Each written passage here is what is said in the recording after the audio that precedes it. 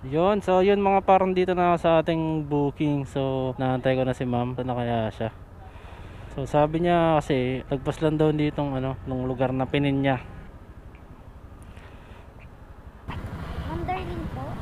Ma'am, kayo po ba si Ma'am Darlene? Christian po ba kuya? Opo ma'am, ako po. Kanina pa kita inaantay kuya. Tagal mo. Hindi kasi na-traffic ako dun ma'am eh. Sakto lang po ba ma'am, ano, drop natin ma'am? Pwede pati. Ayan ma'am. Opo. Bahay ko yan kuya. Eto ma'am oh. May shower ka pa kuya? Ay sige, okay na po. Ay okay na yan, o sige po. Tapos kuya, bali ano po pala. Okay lang ba invite kita? Saan ma'am? Sa bahay. Anong gagawin natin ma'am? Chill. Nagiinom ka ba kuya? Any drinks? Kahit anong alak sagot ka mo. Kailangan ko lang ng maayos. Tapos kuya, pagka-drop mo po sa akin, okay lang ba samahan mo muna ako? Sige ma'am, saan ko po ba kayo sasamahan ma'am? Sa bahay kuya, sagot ko na yung food mo. Mag-aano lang tayo, chill lang, ganon. Tamang inom lang. Magiinom ma'am, ganon? Nako, bawal ako dyan ma'am. Tatrabaho pa po ako ma'am eh. Kuya, parang bata naman. Kahit anong drink, sagot ko na. Ano bang ano mo, hard? Hindi kasi ako pwede ma'am kasi trabaho po muna ako ma'am. Tsaka Sagot ko na araw mo kuya. Kailangan ko lang talaga ng makakausap ngayon. hindi rin po eh. Yung mga kaibigan ko kasi busy sa trabaho. Ngayong off ko, hindi ko naman sila maaya, busy sila sa trabaho. Kailangan ko lang ng makakausap. Hindi talaga ma'am, kahit na bayaran niya yung araw ko ma'am, ano eh, kasi Magkano po ba usually kinikita mo sa isang araw? minsan ma'am ano, depende po sa sipag kasi talaga rin eh. Gawin kong 1.5. 1.5. Huwag mong subukan. Masisira ang buhay mo. Naku ma'am, ganito na lang ma'am. Ano po ba ang problema niya ma'am? Marami kuya. Doon na lang natin pag-usapan sa bahay. Love life. Love life. Ganyan talaga ma'am, love life. Malayo kasi ako sa parents ko. Yung parents ko nasa probinsya sila. So ako lang yung mag-isa sa bahay. Nag-parent ako. Since yung mga kaibigan ko, sila naman talaga madalas kasama ko. Tapos yun nga, yung boyfriend kong gago.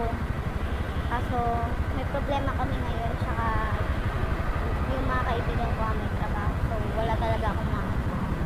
Ganito na lang ma'am, kasi trabaho ko lang po talaga mag-pick up tsaka mag-drop ng customer. Eh kasi bawal po kasi sa amin yung ganyan eh. Tsaka ano lang po talaga kami, yung trabaho lang namin i-pick upin kayo, tapos sabay i-drop kayo sa pupuntahan nyo. Ganun lang po ang trabaho namin. Tsaka yung mga personal na ano nyo, information nyo, hindi pa dapat namin malaman yun. Kuya, saglit lang naman eh.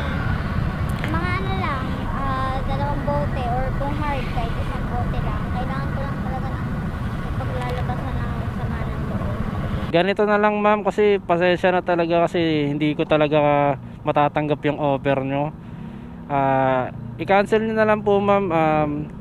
Ganito na lang, yung perang gagamitin nyo, kontakin nyo na lang yung jowa nyo, yung away nyo dalawa. Pwede mo namang ano yun eh, pwede mo naman yun ayusin nyo na lang, pag-usapan yung dalawa. Yung perang gagamitin mo, ayain mo na lang siya kumain sa labas, ganyan, para mapag-usapan yung dalawa, para maganda yung kalabasan ng ano nyo. Kung talagang hindi na kayo, break mo na, kasi kaysa naman yung gagawa ka rin ng kalokohan para sa para may maghihiganti. Kung maghihiganti ka sa kanya, di ba, mali naman din yun. Hindi naman kalokohan yung gagawin natin. Plus kuya, inaaya lang naman kita para mag-inom. Wala man tayo ibang gagawin. Pero sige, okay lang. Oo, pasensya na talaga ma'am. Ano na lang, ganito na lang ma'am, i-cancel na lang po muna yung booking nyo ma'am. Gusto ko lang din magtrabaho po muna eh, pasensya na po kayo. Ano na lang po, pa-cancel na lang po muna siguro ng booking nyo ma'am. Ano na lang po, maghanap na lang po muna siguro kayo ng rider, kasi hindi ko po kaya yung ganun ma'am eh. Yeah, pero wala akong babayaran. Wala po. Ito na yung helmet kuya. Sige kuya, okay lang. Naiintindihan ko naman. Ito na pala yung helmet. Salamat. Ay sige po. Pero may babayaran ba ako kuya? Wala na ma'am, sige ma'am, okay na po yun. Yung 2 kilometers lang naman po yung layo ko sa ano, pick up location nyo ma'am, okay lang po yun. Kuya, salamat. Ingat ka na lang. Sige ma'am, mag-iingat po kayo ma'am ha. Salamat ma'am, bye bye po. So So ayun mga par, grabe siguro talaga yung problema na pinagdadaanan ni ma'am, no. Nagagawa niya pang gawin yun sa love life niya dahil lang dun sa ginawa siguro sa kanya ng jowa niya. Pero hindi ko man alam kung ano mismo yung nangyari sa kanila, kasi hindi ko pwedeng tanungin yun dahil personal na yun. Kumbaga lang din yun kay ma'am lang din yun, nasa customer yun kung gusto nilang i-share yung mismo nila. Kaya lang hindi tinatanggihan ko nga siya, nasa mismong pick up location pa nga lang ako, tinatanggihan ko na siya, kaya hindi na kami nakapag-usap pa. Doon pa lang kasi naaya niya na ako mag-inom hindi naman ako pwede talaga doon. Tsaka bawal yun sa amin mga par. Syempre uunahin ko muna magtrabaho par, hindi pwede yung ganon, di ba? Tsaka magagalit din yung girlfriend ko. Iisipin nyo rin muna syempre masasaktan nyo, di ba? Unang-una niyan yung jowa nyo, di ba? Hindi naman dapat ganon na andun yung lumalapit na sa inyo yung mga ganyang klaseng tao, pero hindi nyo dapat na tinitake advantage yung mga ganong bagay. Tandaan nyo pa rin yung mga taong nag-aalaga sa inyo. Huwag nyong isipin yung advantage na ganon kahit na kayo yung babayaran pa kayo, diba? Hindi pwede yun. Pero siguro dahil sa sobrang laki ng problema ni madam, hindi ko na rin problema yun, magiging problema ko pa siya, tadamay niya pa ako no.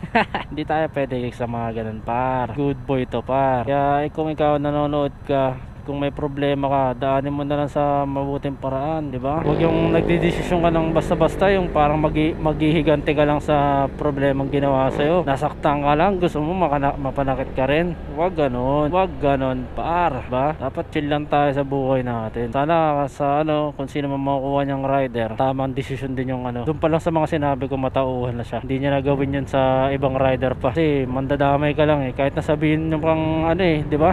Kahit sabihin niya pang hindi naman malalaman, mali yun, di ba? Huwag ganon. Okay? So sa lahat ng mga may problema dyan, huwag ganon. Dapat laban lang. Huwag niyong iisipin na katapusan na ng mundo. Maraming solusyon dyan. Kaya ka nga binigyan ng problema ni Lord na ganyan, kasi kaya mo solusyonan, di ba? So ayun lang mga par. Mag-iingat kayo palagi. Don't forget to like and share this video. Alright? Maraming salamat sa panonood nyo. Bye bye. Peace out.